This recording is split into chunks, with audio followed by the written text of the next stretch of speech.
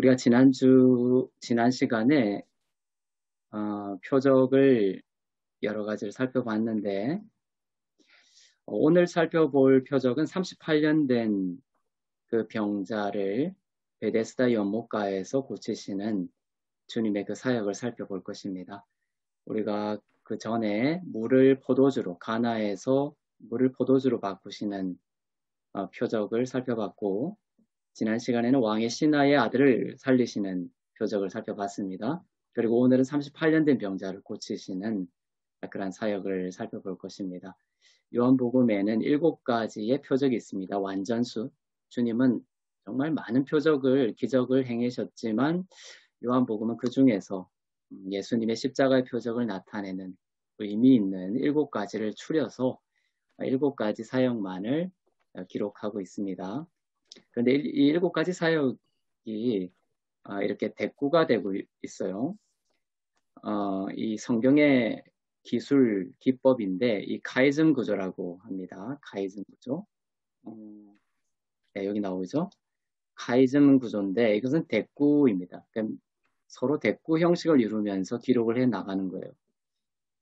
요한복음의 7가지 표적을 봐도 카이즘 구조로 되어 있다라고도 볼 수가 있습니다.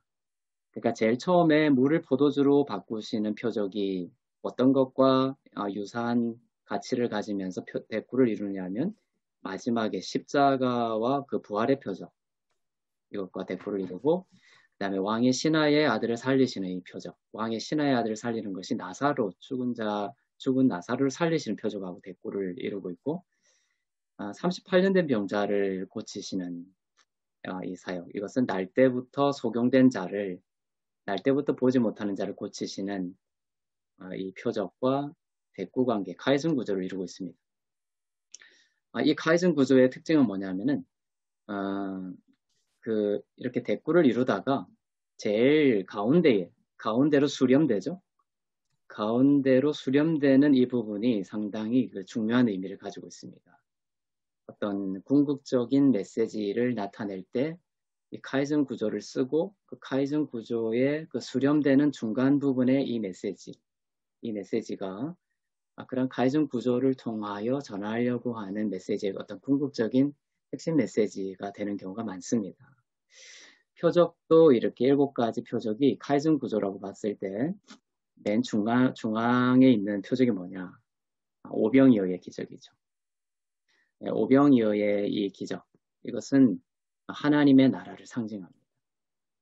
굶주린 자들을 푸른 초장에 눕히시고 앉히시고 그 오병이어를 통하여 굶주린 자들을 먹이시죠. 주님께서 생명의 양식이 되셔서 주님의 영광으로부터 멀어진 자들을 먹이시고 살리시고 회복시키시는 놀라운 이 하나님의 나라의 어떤 그런 형상을 이 오병이어의 기적이 나타내고 있습니다. 예수님의 십자가의 죽으심과 부활을 통하여 우리에게 궁극적으로 주시려고 하는 그 나라의 회복이 뭐냐? 하나님의 나라죠. 구약에는 이 하나님의 나라가 오지 않았는데 주님이 오심으로 이 하나님의 나라가 오게 되는 것입니다. 하나님의 나라에는 백성이 필요하죠. 네. 우리를 죄와 상관없는 하나님의 자녀, 하나님의 백성을 만드시고 우리들을 통하여서 하나님의 자녀인 우리들을 통하여 하나님의 나라를 세우신 것, 시작하신 것, 이것이 주님이 이 땅에 오셔서 우리의 죄의 문제를 해결하시고 의의 문제를 해결하신 그런 궁극적인 지향점이죠. 그 하나님의 나라가 천국까지 이렇게 이어지는 것입니다. 그래서 이 표적의 중앙에 오병이어의 기적이 있다.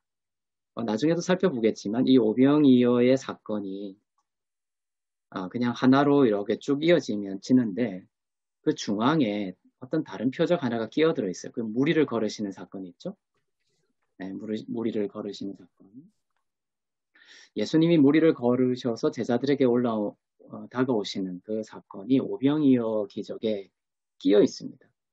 네. 이것이 이제 나중에 왜 끼어 있느냐, 그것이 또 중요한 의미를 가지고 있습니다.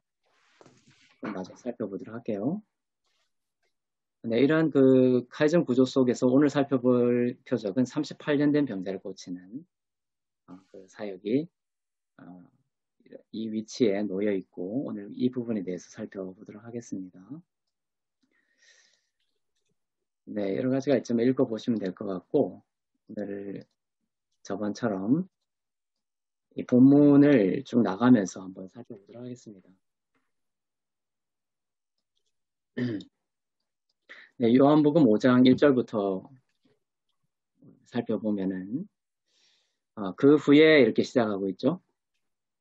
네. 요한복음의 그 요한은 그 후에라는 이 표현을 특징적으로 아주 자주 사용합니다. 요한복음에서 7번 사용하고 요한복음의 저자인 요한이 그 요한 1서에서 또 요한계시록을 또 썼죠. 계시록에 보면 또 8번, 9번 이 정도 씁니다. 계속 이렇게 즐겨 쓰는 표현이에요. 저자의 동일성을 나타내죠.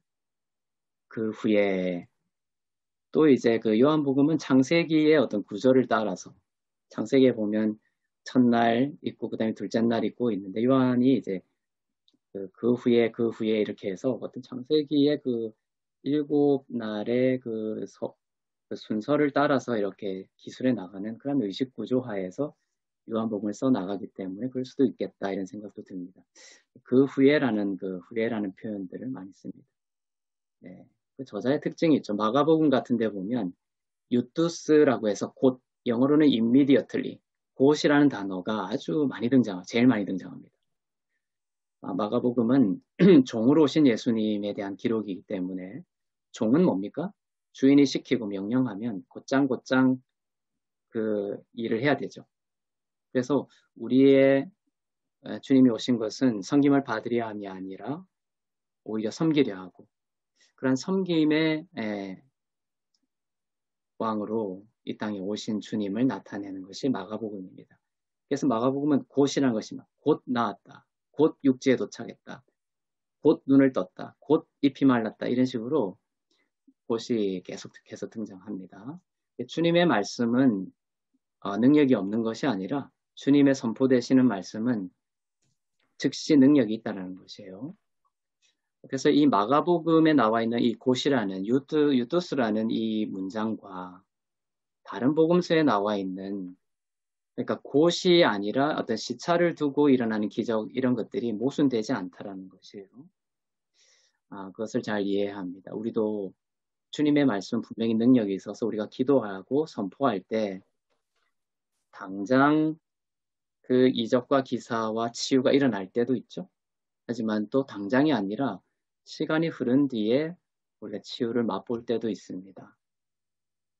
그렇지만 나중에 시간이 흐른 뒤에 치유를 맛보더라도 우리가 선포하고 기도할 때 이미 하나님의 능력은 일하기 시작했다라는 것이죠. 우리의 육신의 눈으로 그것을 간파하지 못할 뿐이지 영적인 세계에서는 하나님께서 그 마가복음의 유투스라는 곧이라는 것처럼 하나님의 말씀은 즉시 일하기 시작하고 그 행사, 새 일이 시작되고 있다라는 것을 여러분 기억하시길 바랍니다. 그래서 그 성경의 어떤 특별한 어떤 관점을 나타내는 거예요. 그죠? 마가복음에서 곧 그러니까 우리가 기도할 때 왜 마가복음이나 사도행전에 보면 즉시 곧 막 이렇게 나타나니까 우리가 기도할 때 즉시 막 뭔가가 안 나타나면 하나님의 말씀이 성경과 틀리다 이런 관점을 가지시면 안 되는 거예요. 마가복음은 섬김의 왕으로 오신 예수 그리스도를 나타내기 위해서 곧이라는 단어를 쓰면서 즉시 그 말씀이 현실화되고 구체화되는 거예요. 그것을 표현하고 있고 또 다른 복음서에는 어떤 시차를 두고 어떤 그런 결과들이 나타나고 우리가 현실적으로 이 두 가지가 다 경험되어지는 것이다 라는 겁니다. 그리고 영적인 세계에서는 하나님의 말씀은 즉시 그때부터 능력을 가지고 역사되는 것이라는 것을 이렇게 꼭 기억하면서 육신의 눈으로 어떤 질병이 만져지지 않더라도 지속적으로 우리가 그것을 믿고 주님은 계속 기도하기를 원하시기 때문에 그러한 주님의 계속적인 일하심과 이미 역사되고 있는 것을 믿으시면서 계속 기도할 수 있는 그러한 여러분이 되시길 바랍니다. 어떤 그 후에 이런 표현이 나옵니다. 어떤 명절이 되었냐면 유대인의 명절이 되었어요. 6월절입니다. 6월절. 이스라엘 3대 절기가 있죠. 뭡니까? 6월절이 있고, 그 다음에 초막절이 있고, 오순절이 있습니다. 이 세 개 절기에는 성인 유대인들 남자는 모두 어디에 예루살렘에 올라와야 됩니다. 종교적인 의무가 있었어요. 예수님도 유대 성인 남자였기 때문에 이 6월절, 이게 정확하게 6월절이냐, 6월절에 유대인의 명절이라고 되어 있는데 학자에 따라서는 이게 6월절일 수도 있고 초막절일 수도 있고 오순절일 수도 있다 이렇게 이야기를 합니다. 하지만 이제 많은 학자들은 요한복음 5장에 이 유대인의 명절이 아마 6월절일 것이다 이렇게 이야기를 주장하고 있죠. 왜냐하면 이 예수님이 6월절에 이제 3번 올라갑니다. 요한복음에 보면 3번 올라가십니다. 그래서 예수님의 공생애가 3년이었다라는 것을 추정하거든요. 그래서 이 동일한 6월절의 반복을 통하여 우리가 다른 곳에서는 6월절이라는 것이 나오기 때문에 여기서도 6월절일 것이다. 우리가 추정해 볼 수가 있습니다. 이 6월절이라는 것을 생각하면 우리가 양을 떠올리죠. 제사가 지내집니다. 6월절에 어린 양의 피에 제사가 드려지죠. 그래서 이 양문이라는 것이 등장하는 거예요. 예수님이 예루살렘에 올라갔는데 명절은 6월절이고 6월절에는 제일 처음 또 기억해야 될 것은 제물로 바쳐지는 이제 어린 양, 그 어린 양이 등장을 하게 되는 것이죠. 2절에 보면 예루살렘에 있는 양문이라는 무대 배경이 나옵니다. 이스라엘 가보면은 여러 문이 있죠. 많은 문이 있습니다. 그 중에서도 이 양문이 아주 중요해요. 왜냐하면 6월절에 제물로 바쳐질 그 어린 양이 어떤 문을 통해서 들어온다? 이 양문을 통해서 들어옵니다. 그래서 그런데 재밌는 것은 뭐냐면 예수님이 또한 이 요한복음 5장에서 어떤 문을 통해서 들어오고 계세요? 양문을 통해서 들어오시는 거예요. 그렇죠? 그래서 구약의 이때까지 그 구약 시대에 이 양문을 통해서 수많은 양들이 들어왔죠. 그것은 그림자였고 오늘 진짜 참된 하나님의 어린 양이 이 양문을 통하여 들어오고 계시는 거예요. 진짜 6월절에 어린 양으로 드려지시기 위하여 오시는 겁니다. 그래서 이 양문이 등장하는 느헤미야 3장에 보면 그 바벨론 포로에서 돌아온 후에 느헤미야를 중심으로 해서 성벽이 건설이 되죠. 그때 이제 성벽을 건설하면서 문도 만들어야 되잖아요. 그럼 제일 처음 그 느헤미야 3장에 보면 어떤 문부터 만드느냐? 제일 중요한 문부터 만들겠죠. 느헤미야 3장에 양문부터 만드는 거예요. 왜냐하면 이 제사가 가장 중요한 의식 구조가 있었기 때문에 이 양문을 제일 먼저 만들고 그 다음에 느헤미야 마지막 장 쪽에 가면 다시 문을 다 성벽을 다 만들고 맨 마지막에 다시 양문으로 끝나는 거예요. 양문으로 시작해서 양문으로 끝나는 것입니다. 네. 양의 문이죠. 양문은 양의 문. 네. 이 문으로 수많은 양들이 들고 나갔고 오늘 진짜 양이 들어오시는 거예요. 그래서 이 양문에 대한 이야기가 요한복음 10장에 또 등장합니다. 예수님이 나는 양의 문이다 이렇게 하죠. 나는 양의 문이다.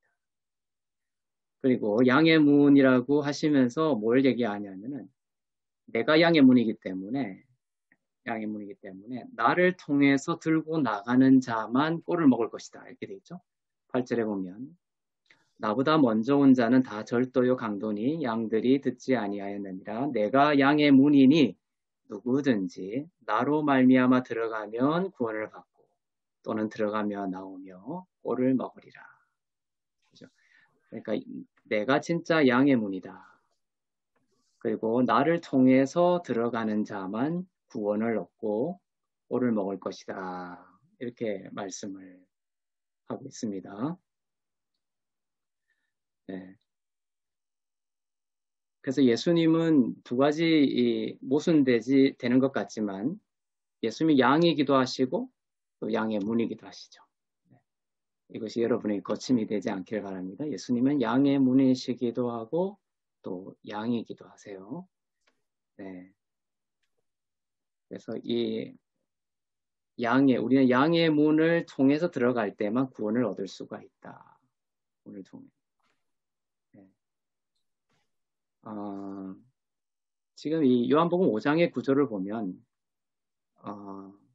이 양의 문은 은혜의 문이에요. 은혜의 문. 그래서 양의 문으로 들어간다라는 개념은 예수님을 은혜의 예수님으로 바라볼 때에, 믿을 때에 구원을 얻게 된다는 것을 함의하고 있어요. 이 구약에도 양문이 있었죠. 이 양문. 그렇지만 이 양문은, 구약의 이 율법적인 양문은 아무리 들고 나가도 구원이 없었던 것이죠. 네. 그래서 예수님이라는 이 양의 문을 통해서 들어갈 때만 구원이 있고, 예수님이 아닌 문은, 그 구약적인 문은 생명의 문, 구원의 문이 아니라는 것을 이 요한복음 5장 전체가 말하고 있습니다. 또한 그 문이라는 것 자체가 뭐 이렇게 구분될 수도 있지만은 예수님이라는 그 대상을 단독으로 두고서도 그 예수님을 은혜의 예수님으로 받아들이면 그것은 진짜 양의 문이 되지만, 그 예수님이 오셨지만 바리새인들처럼 그 예수님을 인간 영웅적인 예수나 그 예수를 율법적인 예수나 이런 식으로 바라볼 때에는 예수님은 변하지 않는 대상이긴 하지만 그 삶의 구원이 될 수가 없는 것이죠. 이러한 어떤 그 하나의 대상을 두고 어떤 관점으로, 어떤 믿음으로 바라보느냐도 우리에게 그 양문이 우리에게 구원이 되느냐 안 되느냐, 그러한 영향을 준다는 것을 이해할 수 있기를 바랍니다. 똑같은 관점이에요. 이 베데스다 양문 옆에 연못이 하나 있었죠. 베데스다라고 하는 못이 있습니다. 못이 하나 있었는데 이 못의 이름이 베데스다예요. 여기 이제 베데스다 못이거든요. 이게 막 이제 나중에 이제 시대가 흐르면서 자꾸만 건축이 돼서 이렇게 밑으로 보이는데, 당시에는 이게 수평적이었겠죠. 이게 이스라엘에 가면 우리가 내년에 이스라엘을 갈 수도 있고 뭐 지금 그렇게 생각을 하고 있는데, 가면 이렇게 펜스가 있고 위에서 내려다보게 돼 있어요. 이렇게 베데스다 못을 아래로 이렇게 내려다 보입니다. 이게 못이 보이죠? 네, 이런 식으로 돼 있습니다. 아마 이 구조가 제가 펜스 위에서 바라봤던 구도 같아요. 되게 밑으로 이렇게 베데스다 못이 있었어요. 제가 이런 식으로 바라보게 되면 제 등 뒤가 있어요. 등 뒤에는 뭐가 있냐면은 이런 성당이 있어요. 성안나 교회가 등 뒤로 이렇게 돼 있어요. 여기 이제 제가 얼바인 온누리 교회 있을 때 이스라엘 성지 순례를 갔는데, 이 베데스다 못 바로 옆에 세워진 이 성안나 교회에서 이렇게 찬양을 했었어요. 찬양을 하는 이 모습이 지금 사진으로 나와 있습니다. 성안나는 뭐냐면 예수님의 어머니인 그 마리아의 어머니 안나를 기념하기 위해서 세워진 성당입니다. 네, 우리도 가면 여기서 찬양을 한번 할 생각입니다. 네, 여기는 아무리 음치라도 아주 아름다운 목소리를 낼 수가 있는 아주 좋은 성당입니다. 네. 네, 이게 이제 베데스다라는 이 못이 있었어요, 거기에. 근데 베데스다의 뜻이 뭐냐면, 벳이 집이란 뜻이고, 헤세드가 은혜죠. 그래서 은혜의 집이라는 그러한 이름을 가진 못입니다. 네. 은혜의 집이다. 그 은혜의 집에, 베데스다라는 은혜의 집에 지금 진짜 은혜의 예수님이 지금 찾아오셨죠. 네. 그 전까지는 은혜의 집이라고 이름은 붙여졌지만 은혜의 집이 아니었죠. 하지만 이제 진짜 은혜의 예수님이 오셨다. 오늘 주제는 그거예요. 예수님을 은혜의 주님으로. 자격 없는 자에게 은혜라는 말을 생각하면 그냥 뭐 그건 뭐 사는 것이 다 은혜다 뭐 쉽게 얘기하지만, 은혜의 본질은 그거고 예수님은 은혜의 주님으로 오셨다. 우리가 주님을 은혜의 주님으로 바라본다는 것은 우리의 불가능성, 우리가 자격 없는 자이지만 대속이라는 개념, 예수님이 우리를 대신하여 대속의 그 희생, 예수님이 우리를 대신하여 죽으시고 형벌을 담당하시고 부활하셔서 우리의 죄를 다 속죄하시고 우리 자격 없는 우리에게 하나님의 의를 우리에게 주시는 거죠. 이러한 이중정가, 그것이 자격 없는 자에게 주시는 하나님의 은혜의 의의 선물을 은혜라고 하는 것이에요. 세상 사람들이 은혜다라고 하는 거하고 완전히 다른 겁니다. 정말 자격 없는 자에게 주시는 하나님의 은혜와 의의 선물을 은혜라고 합니다. 그 주님을 은혜로 볼 때 구원이 임하고 치유가 임하고 회복이 임한다는 것이 오늘 말씀에 나와 있는 아주 중요한 포인트입니다. 네, 행각이 몇 개 있습니까? 5개가 있죠. 5라는 숫자입니다. 히브리적으로 5는 은혜의 숫자라고 했죠. 행각 5이 있습니다.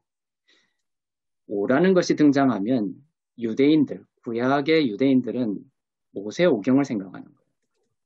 율법을 상징한다고 생각합니다. 근데 우리가 예수님을 바로 보게 되면 같은 5라도 우리는 그 5를 어떻게 해석하는 거예요? 은혜의 5로 생각합니다.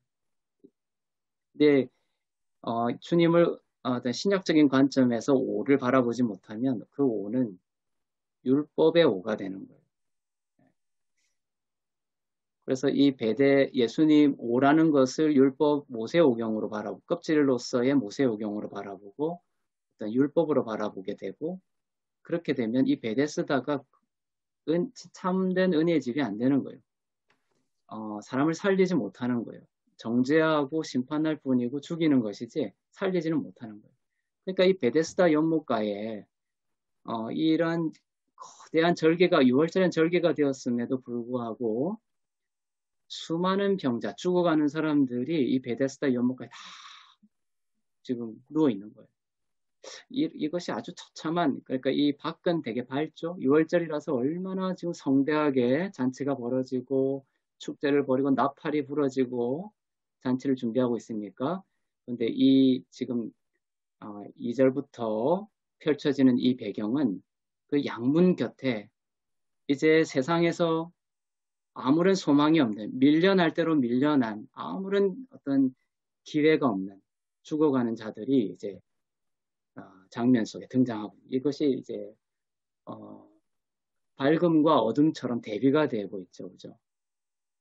그러니까 이 구약의 이 6월절이 결코 할 수 없었던 것들, 이 구약의 이 율법이 무엇을 하지 못했다는 거예요? 치유하지 못했다는 거예요. 그 구약의 율법을 통해서 결코 치유받지 못한 인생들이 지금 3절부터 묘사가 되고 있는 것입니다. 네. 이 5 행각이 있었는데 이 5은 은혜의 숫자라고 했죠. 주님이 옴으로써 이 5라는 것이 은혜로 해석이 되는 겁니다.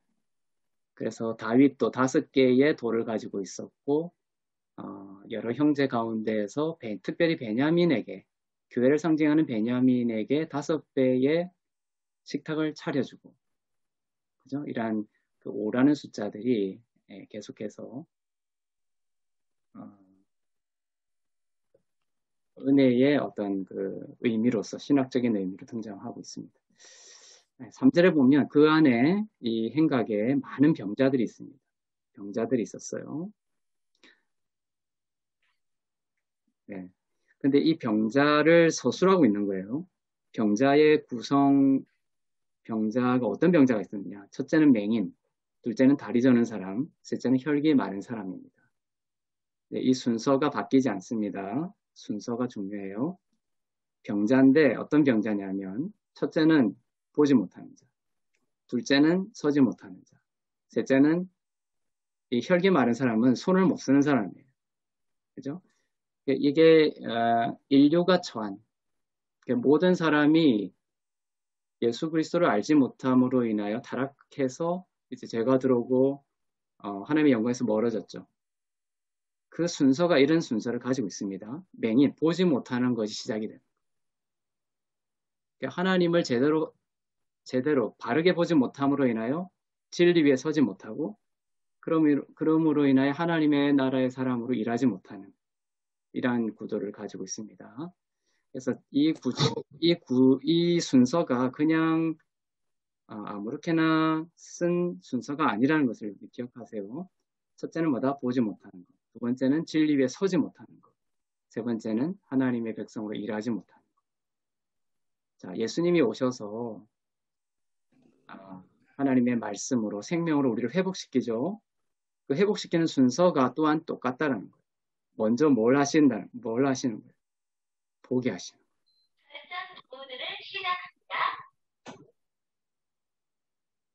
네. 먼저 보게 하십니다. 그리고 보게 하셔서 우리가 보게 되면 예수님을 은혜의 주님으로 보게 되면 서게 되고 진리 위에 서게 되고 그렇게 하면 하나님의 나라의 백성으로 일할 수 있게 됩니다. 주님의 이러한 구도로 죽어가는 자를 살리시고 회복시킨다라는 겁니다. 그러면 제일 중요한 게 뭐겠어요? 주님을 바로 보는 것이죠. 오늘 요한복음 5장도 주님이 38년 된 병자를 고치시는 것이 주님을 바르게 보게 하시는 것으로 그 치유의 여정을 펼쳐가시는 겁니다. 그렇죠? 자, 이제 이런 맹인, 다리 저는 사람, 혈기 마른 사람들이 누워 있었어요. 근데 이게 꺽쇠로 이렇게 괄호가 있죠? 괄호는 이제 제일 초기 사본에는 없는데 후대 사본에서 추가가 된 것을 이렇게 표기하고 있습니다. 네. 어떤 소문이 있었냐면 물의 움직임을 기다리는 천사가 가끔 못에 내려와 물을 움직이게 하는데 움직인 후에 먼저 들어가는 자는 어떤 병에 걸렸든지 낫게 되밀어라. 네, 그게 이제 간헐천이 이제 가끔 솟아오릅니다. 물이 푹 터져가지고 물이 솟아올라요. 근데 사람들이 어떤 유대의 그 소문이 내려왔냐면은 그 물이 막 솟구치는 때가 있는데 그는 뭐냐면 천사가 내려오는 때다. 그런 소문이 있었던 거예요. 네. 지금 여기 베데스다에 모여 있는 사람들은 이제 다른 곳에서는 아무런 희망이 없는 사람들이에요. 진짜 작은 소문 하나, 그거 하나 믿겠다, 그거 하나 붙잡겠다고 이제 모여든 사람이에요. 그죠?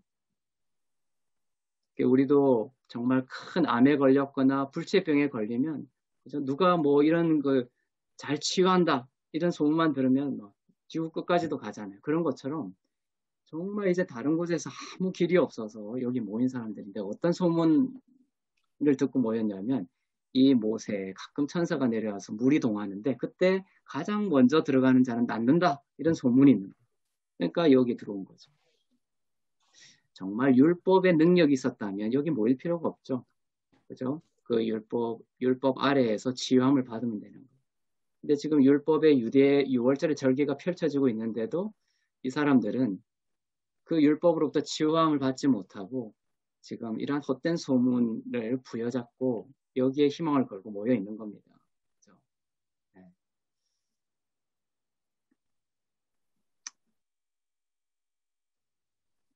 자, 그런데 거기에 38해 된 병자가 있었어요. 38해 된 병자가 있습니다. 이 38년 된 병자인데 이 38이라는 숫자는 율법 아래 놓여 있는 불가능한 인간의 실존을 말합니다. 이스라엘이 광야를 몇 년 헤맸습니까? 40년이라고 말할 수가 있죠. 40년 동안 헤맸다고 볼 수가 있습니다. 그런데 정확하게는 38년이에요. 율법 아래에서의 광야를 헤맨 것은. 시내산에서 그 십계명을 받는 출애굽기 그 19장에서 십계명을 받죠. 그 시내산에 도착하기까지가 2년이에요. 그리고 시내산에서 십계명을 받고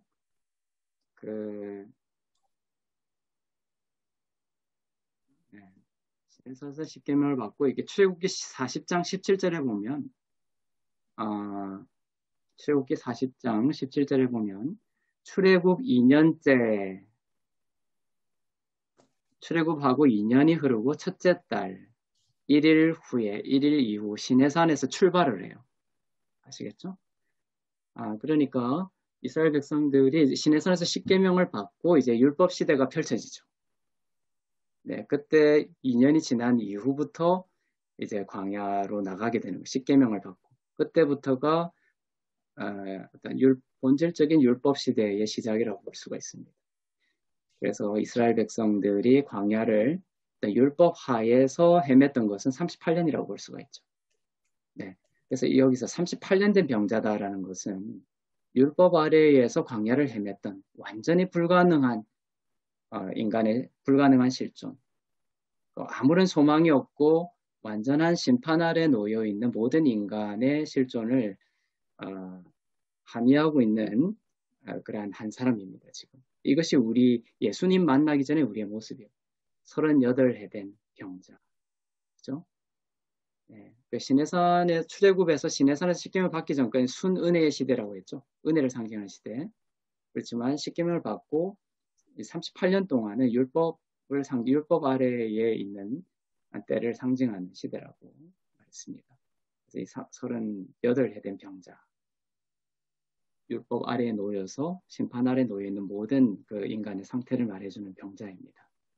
그 많은 병자들이 있었겠죠. 근데 특히 이 한 사람에게 카메라가 다 집중이 되는 거예요. 한 사람. 6절을 보면 예수께서 그 누운 것을 보시고 이래 돼 있죠. 보시고 이것이 이제 헬라어로는 호라우라는 단어예요. 호라우. 이것은 뭐냐면은 보다라는 거예요. 헬라어에서 이 호라우라는 단어, 예수님이 호라우 했다라고 할 때는 중요한 의미가 있습니다. 그것은 하나님이 어떤 구원의 계획이 시작이 되는 거예요. 예수님은 아무나 보지 않는다.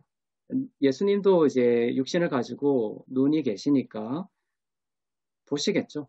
하지만 이렇게 호라우는 단어를 성경에서 기록하는 것은 특별한 의미가 있습니다.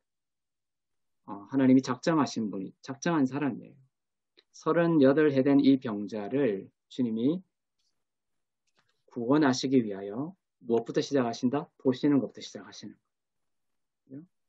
제가 여러 성경 공부에서도 이야기하지만 주님이 보시면 반드시 구원에 이르게 되는 거예요. 치유함에 이르게 되는 거예요. 그 시작이 보시고 이렇게 시작하시는 거예요. 나중에 오병이어에 끼어있는 그 폭풍 속에서 두려움에 떨고 있는 그 제자들, 밤새도록 노를 젓죠. 그때도 그렇게 시작하는 거예요. 주님이 그 베레아 지역에서 제자들이 힘겹게 노를 젓는 것을 뭐 했다? 보시고 이렇게 시작합니다. 보시고 주님이 반드시 움직이시고 다가오셔서 구원하십니다. 그래서 여기서 이 보시고라는 것이 등장하면 벌써 이제 위대한 하나님의 일이 펼쳐지겠구나 이렇게 생각하십니다. 보시고 병이 오래된 줄 아시고 내가 낫고자 하느냐 이렇게 말씀하고 있죠. 네. 자, 이 연못에 이 소문이 그랬죠. 물이 동할 때 제일 먼저 달려가서 물에 들어가는 사람은 낫는다 이런 소문이 있었죠. 그런 소문이 있습니다. 자, 그러면 한 사람이 어떤 그런 천사가 내려와서 물이 동할 때가 있습니다. 그럼 그 사람이 그 우물가에 가려면은 자, 어떤 순서를 밟아야 돼요? 처음에는 물이 동하는 것을 봐야 되죠. 맹인이라는 것이 맹인들은 아예 보지를 못하니까 치유에서 제외되는 거예요. 그 다음에 물이 동하는 것을 봤다고 칩시다. 그러면 물이 동하는 그 우물까지 어떻게 해야 돼요? 걸어가야 되죠. 다리 저는 사람은 또 안 돼. 자, 우물까지 왔어요. 그럼 그 우물 안으로 이제 들어가야 되죠. 그럼 무엇이 필요해요? 손이 필요해요. 자, 이 그 소문 있잖아요. 천사가 들어와서 물에 먼저 들어가야 된다라는 이 소문은 율법이 우리들에게 제시하고 있는 구원의 방식이에요. 뭐냐면 인간의 힘이 필요하다는 거지. 예수님은 무능력한 우리에게 다가오셔서 생명을 주세요. 그냥 전적으로 은혜로. 근데 구약은 뭐냐면 너희의 힘으로 보고 달려와야 되고 걸어와야 되고 또 우물에 들어가야 되는 거예요. 이 모든 세 가지 경로 속에 무엇이 필요한 거예요? 인간의 힘이 필요해요. 인간의 노력과 인간의 자격과 인간 측에서의 무엇이 필요하다는 것이 뭐다? 구약의 요구인 거예요. 끊임없이 인간의 뭔가를 요구하죠. 그래서 이 베데스다 연못가에 누워있던 이 38년 된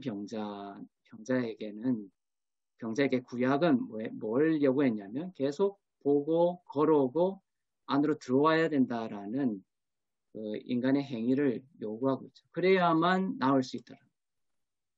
그죠? 근데 자기가 그럴 수가 없는 거예요, 지금. 그럴 수가 없죠. 이 병자는 그럴 수가 없는 거예요. 걷지를 못하는 거예요.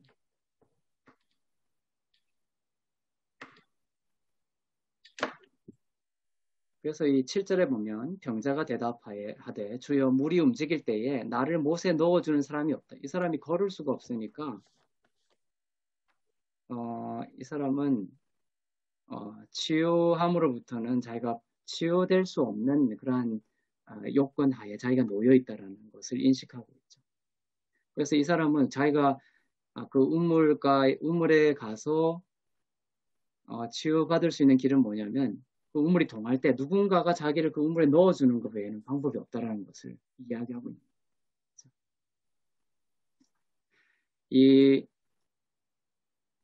그 우물이 동할 때 들어가는 자는 어떤 병에 걸렸든지 낫게 되밀어라 이러한 소문이 계속 내려올 수 있었던 비밀은 뭘까요? 누군가는 들어갔을 거고 또 누군가는 나왔다라는 거예요. 근데 거기에 속임수가 있는 거예요. 자, 봅시다. 그러면 물이 동할 때 보고 제일 먼저 얼마나 경쟁이 심했을까요? 가장 먼저 달려가가지고 그냥 그 물에 강력한 팔의 힘으로 쑥 들어갈 수 있는 사람은 병자예요, 병자가 아니에요. 병자가 아닌 거예요. 그러니까 실제로 이러한 물이 뭐 간헐천이 생겨가지고 솟아 올라가지고 누군가가 들어갔다가 나와서 나왔지만 그 사람은 뭐 그렇게 심한 병자가 아닌 거였던 것이죠. 그냥 그것이 이제 이렇게 소문으로 막 퍼진 거죠. 정말로 불가능한 병자들은 이렇게 완전히 밀리고 밀려서 누군가가 못에 넣어주는 사람이 없으면은 치유함을 못 받는 이러한 인식 하에 놓여 있는 것입니다. 네, 38년이나 됐습니다. 제가 생각하기엔 그래요. 어떤 설교자는 이 병자가 어떤 이제 이 우물가에 있으면서 계속 이제 낫기를 원하는데 나올 수가 없었다. 이렇게도 해석이 가능합니다. 분명하진 않으니까. 근데 이제 제가 가만히 묵상할 때는 뭐냐면은 주님이 이제 6절에 보면 내가 낫고자 하느냐 이렇게 물어보시죠. 내가 낫고자 하느냐. 이 낫고자 하느냐의 말씀 뭐냐면은 왜 이런 말씀 하시냐면은 주님은 자신의 마음, 예수님의 마음이 이 사람의 마음이 되기를 원하시는 거예요. 주님은 이 사람을 낫게 하기를 원하시고 또 낫게 하실 능력이 있으신 분이시죠. 그것을 이 병자가 인식하기를 원하시는 것이 있습니다. 우리가 믿음을 통해서 치유함을 받고 회복되고 그렇게 하는데 항상 주님이 우리에게 원하시는 우리 안에 있는 그 믿음의 두 가지 중요한 것은 뭐냐면 주님은 어떤 분이시다? 우리를 주님의 마음과 능력에 대한 믿음을 갖기를 원하시는 거예요. 주님은 치유하실 수 있는 능력이 있으신 분이다. 주님의 능력에 대한 믿음과 두 번째는 주님은 우리를 치유하시기를 내가 치유함 받기를 원하는 것보다 더 간절히 원하신다라는 주님의 마음에 대한 믿음의 회복이 필요한 것입니다. 네. 그 마음이 우리의 마음이 되기를 원하시는 거예요. 그 마음이. 그래서 저는 이제 이걸 묵상할 때 이 38년 된 병자가 계속된 실패, 우물에 들어가지 못하고 38년 넘도록 이렇게 계속 치유받지 못하고 우물 가장 먼 곳에 방치되어 있으면서 이 병자, 48년 된 병자는 나는 낫기를 원하는 마음조차 놓아버린. 나는 이제 그런 사람 있죠. 나는 살고 싶지 않아. 이런 사람들처럼. 내가 무슨 낫기를 원해. 낫기를 바란단 말이야. 이런 그 완전한 낫고자 하는 그 원함에 대한 것까지 모두 놓아버린 완전한 상실의 상태. 네, 그러한 상태까지 갔다라고 볼 수가 있습니다. 그래서 주님께서 먼저 무엇을 회복시키냐 하면은 내가 그러한 상실한 마음에서 이렇게 세우시는 거예요. 내가 낫기를 원한다. 로마서 8장에 나오죠. 육의 생각은 사망이고 영의 생각은 뭐다? 생명과 평안이죠. 사단은 우리에게 절망을 주면서 육의 생각은 사망이다. 나는 죽을 것이야. 이렇게 하다가 난 죽어버리지. 나는 뭐 살 소망이 없어. 이것이 이제 육의 생각이고 사단이 주는 생각이에요. 38년 동안 이 병자로 있으면서 이 사람은 그냥 어떤 죽음을 꿈꾸고 있었던 것이 낫기보다는. 근데 주님이 오셔서 영을 통하여 어떤 마음을 불어일으키시느냐. 영의 생각은 생명과 평안이다. 나는 살 수 있구나. 살고 싶다. 주님 나를 살려주십시오. 이러한 그 생명에 대한 원함을 다시 불러일으켜주십시오. 왜냐하면 그것이 주님이 우리를 향한 마음이기 때문에. 주님은 절대 우리에게 그냥 너가 그러니까 그렇게 살다가 죽어라 이렇게 하시는 분이 아니라는 거예요. 주님은 정말 우리를 회복시켜. 나사로의 무덤에서 우셨잖아요. 왜냐하면 주님은 우리를 죽게 만들지 않으셨거든요. 근데 인생이 첫사람 아담의 죄로 인하여 죽어가고 무덤에까지 묻히게 되니까 주님 우셨던 거예요. 주님의 마음은 뭐냐면 살리시게. 여러분이 38년 된 병자처럼 정말 너무나 오래된 병이 있든지 이제는 정말 다 포기하고 정말 끈을 놓아버린 그러한 어떤 지점이 있더라도 주님이 지금 물으시는 거예요. 내가 낫고자 하느냐. 주님은 이 질문을 통하여 뭐냐면은 너의 마음 가운데 다시 주님 살려주십시오. 나를 낫게 하시고 나를 회복시키시고 나의 인생을 축복의 길로 여시는 것이 주님의 마음임을 다시 회복시키는 거예요. 이 관점이 바로 아까 맹인이죠. 그러니까 보지 못함으로 인하여 다리 절개되고 손까지 말라버린 거예요. 회복시키는 것 경로도 뭐다? 보게 하시는 거예요. 뭘 보게 하시냐면 주님을 은혜의 주님으로 보게 하시는 거예요. 나를 죽이시는 분이 아니라 낫고자 하느냐 이렇게 이 질문 속에 뭐가 있냐면 이 병자의 눈이 맹인이었지만 주님을 향하여 바르게 온전한 지금 상황은 아니지만 온전한 그 계안은 아니지만 주님을 향하여 이제 눈이 열리기 시작합니다. 주님의 능력에 대한 마음이 회복이 되고 주님이 율법을 통해서가 아니라 정말 자격 없는 자에게 의를 부어주심으로 이 병자를 나를 낫게 하시기를 원하시는 그 주님에 대한 마음을 이 병자가 회복하고 있는 것이죠. 간단히 이야기하면 이 맹인의 상태에서 벗어나는 것, 주님을 바로 보게 되는 것이 시작이 된 것입니다. 아시겠죠? 그래서 지금 이제 제가 강조하려고 하는 건 뭐냐면은 이 순서였다는 것. 맹인, 보지 못하는 것. 그로 인하여 다리를 절었고, 그 다음에 손이 말라버렸습니다. 자, 이 회복을 주님께서 어떻게 하시느냐. 이 대화를 통하여 주님을 은혜의 주님으로 다시금 보게 하시죠. 그 다음에는 어떻게 하시는 거예요? 보게 되면 어때요? 걷게 되죠. 걷는 부분이 어디 나와요? 8절에 보면 일어나 이렇게 돼 있죠. 일어나. 그리고 지금 본다라는 단어는 안 나와 있지만 6절, 7절을 통해서 이 사람이 보게 된 거예요. 그랬더니 예수님의 말씀을 선포를 통하여 그 다음에 일어나는 역사가 일어났습니다. 일어나고 난 다음에 무엇이 회복이 되겠어요? 이제 손이 회복이 되겠죠. 매트를 어떻게 된다? 들고 이제 온전한 회복이 된 거죠. 보게 되고 그 다음에 다리가 회복이 되고 그 다음에 손이 회복이 되어서 그 다음에 온전하게 걸어가는 삶이 됩니다. 여러분. 아시겠죠? 네. 그래서 저는 여러분 가운데서도 이러한 회복을 주님께서 지금 주시고자 원하신다고 생각이 듭니다. 그래서 제일 중요한 것은 뭐다? 주님을 은혜의 주님으로 바라볼 수 있기를 바랍니다. 주님이 너가 낫고자 하느냐 할 때 이대로 살다가 죽을래 이러지 하지 않기를 바랍니다. 그거는 주님의 마음이 아니라는 거예요. 그냥 사단의 마음이에요. 주님은 우리를 낫게 하시기를 원하고 또 그러한 능력이 계신 분이세요. 이러한 6월절에 참된 어린 양으로 오셔서 그의 6월절에 어린 양으로 죽으시죠. 그 죽으심으로 우리의 모든 형벌을 대신하심으로 우리에게 의를 주시고 치유를 주시고 회복을 시켜주시고 우리의 삶을 다시 살리시기를 원하시는 거예요. 주님이 여러분을 바라보고 계십니다. 호라우. 네. 우리가 주님을 먼저 바라본 것이 아니라 우리가 아직 죄인 되었을 때에 주님이 여러분을 먼저 바라보십니다. 주님이 여러분을 바라보셨기 때문에 여러분들이 볼 수 있게 된 것입니다.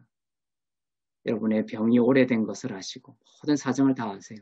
그리고 물으시는 거예요. 주님이 안 해주시겠다라는 의도로 그런 것이 아니라 내가 낫고자 하느냐 이 말씀은 주님이 그냥 주님이 탁 치유해 주시고 말 수도 있어요. 그냥 그런 능력이 있으신 분이니까. 하지만 주님은 그 치유하는 과정 속에서 뭘 원하시냐면은 우리의 영혼이 주님의 마음과 동일시되기를 원하시는 거죠. 주님의 사랑에 들어가기를 원하시는 거예요. 그래서 주님이 오늘 여러분들이 기도하실 때 주님이 나를 바라보시고 나의 삶을 다시금 살리시기를 원하신다. 그리고 나의 어떤 그 구약의 율법 지킴을 통해서가 아니라 양문으로 정말 참된 어린 양으로 오셔서 나의 모든 죄를 대신하시고 질병을 대신하시고 나의 삶의 모든 엉클어지고 헝클어지고 무너진 것들을 대신하신 주님께서 나에게 지금 회복을 선포하고 계신다. 내가 낫고자 하느냐 할 때 여러분 그냥 아멘 하시면 돼요. 딴 거 할 필요 없습니다. 주님 나를 살리시기를 원하시는 주님의 마음에 아멘 하겠습니다. 주님 살려주십시오. 회복시켜 주시옵소서. 삶의 문을 열어주십시오. 이렇게 하시고 8절의 말씀처럼 여러분의 그 모든 문제 가운데 선포하세요. 자, 이 8절부터는 여러분들의 입술을 통하여 해야 할 일일 수도 있어요. 주님을 바르게 보고 그 다음에 일어나 걸어가라 이렇게 여러분의 삶의 모든 문제 가운데 선포하세요. 그럼 일어나서 걸어가게 될 줄로 믿습니다. 나의 무너진 마음들 있죠. 예를 들면 내 가운데 계속 그 우울증 같은 게 만약에 있다고 칩시다. 그러면 첫째는 뭐냐면 이 우울증을 주님께서 대신하시고 십자가에서 처리하셨고 주님께서 나에게 온전한 의를 입혀주셔서 회복을 주셨다라는 그 믿음을 바르게 보는 것. 바르게 보는 것을 내가 잠잠히 회복합니다. 그래서 두 번째, 그렇게 회복한 뒤에 그 우울증에 대하여 내가 선포하는 거예요. 모든 우울증의 근원은 떠날지어다. 그리고 나는 그 우울증에서 일어나서 회복될지어다. 나의 영혼에 선포하는 거예요. 나의 영혼은 그 우울증에서 일어나서 걸어갈지어다. 그러면 그 혼과 그 육이 그 주님을 바라봄으로써 회복된 그 영의 선포에 굴복하게 되어 있습니다. 아시겠죠? 다음에도 한번 기도할 기회가 있겠지만 여러분들이 누군가를 위해서 기도할 때도 그래요. 만약 그 어떤 관계이기 때문에 그냥 뭐 아무런 관계 없는 사람한테 막 선포해버리면 그 사람에게 무례한 상처가 될 수도 있어요. 제가 기도하고 선포해도 되겠습니까? 이렇게 여쭤보시고 그 사람이 그렇습니다. 이렇게 하면 이렇게 하는 것이 좋아요. 주님이 당신의 모든 질병을 치유하셨습니다. 주님이 당신을 사랑하십니다. 하나님의 나라가 임했고 당신의 모든 어그러진 것이 주님의 대속의 피로 인하여 회복이 되었습니다. 하나님께서 당신을 사랑하십니다. 주의 채찍에 맞음으로 당신이 나음을 입었습니다. 주님 감사합니다. 이렇게 기도하죠. 그 다음에 선포하는 거예요. 주님, 이 아브라함의 딸로부터, 아브라함의 아들로부터, 주님의 자녀로부터 모든 어둠의 권세는 떠날지어다. 여기서 이제 일어나서 내 자리를 들고 걸어가라 이 선포를 하는 거예요. 그러니까 바라보고 믿음을 통하여 기도한 뒤에 그 문제에 대해서 선포하는 거예요. 그러면 이제 주님이 이제 공생애 때 그 치유하신 그 치유 사역의 패턴이 다 이래요. 기도하시고 선포하시죠. 기도하시고 선포하는 거예요. 기도하고 선포하면 떠나가는 거예요. 이것이 이제 어떤 때는 딱 분리되지 않고 기도하는 중에 뭐 그 기도로서 선포할 때도 있습니다. 그렇게 해도 돼요. 좀 어떤 이 구성 요소가 이렇다. 치유 사역의 구성 요소가 이렇다. 주님을 먼저 바라보는 이런 것들이 근원적인 것이기 때문에 상당히 중요하기 때문에 이런 것들 생략하기보다 여기에 먼저 초점을 맞추고 선포하면 혼과 육이 그 선포에 복종할 줄로 믿습니다. 네. 그래서 이제 그 사람이 곧 나아서 자리를 들고 걸어가니라 이렇게 돼 있죠. 네. 주님이 자리를 들고 걸어가라 이 말씀.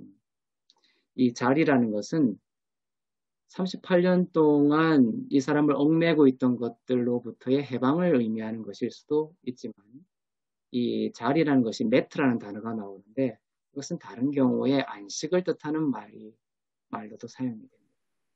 그러니까 자리를 들고 걸어가라는 말 속에 뭐냐면 이 날이 안식일에 치유함을 받았죠.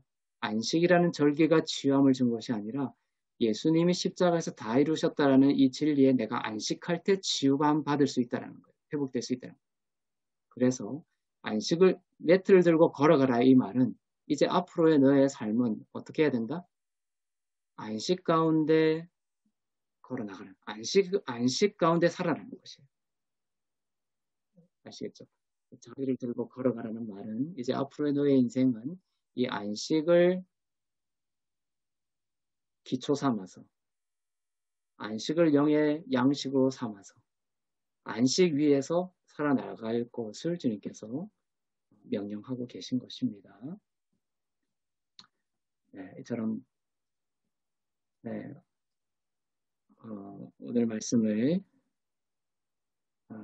결론 짓자면은 이처럼 우리 가운데 주님을 바로 보는 것이 먼저 회복되기를 원합니다. 참된 어린 양으로 오신 예수 그리스도. 주님을 베데스다, 은혜의 주님으로 바라보는 것이 먼저 회복이 되고 그게 먼저 잠잠히 머물기를 바랍니다. 그것이 여러분 가운데 꿈과 환상처럼 좀 아주 구체적이고 그 다음에 평강 가운데 이렇게 정말 꿈과 환상처럼 마치 보는 것처럼 이렇게 그 믿음이 현재화되는 시점이 있어요. 네, 그럴 때에 여러분들이 보게 된 거예요.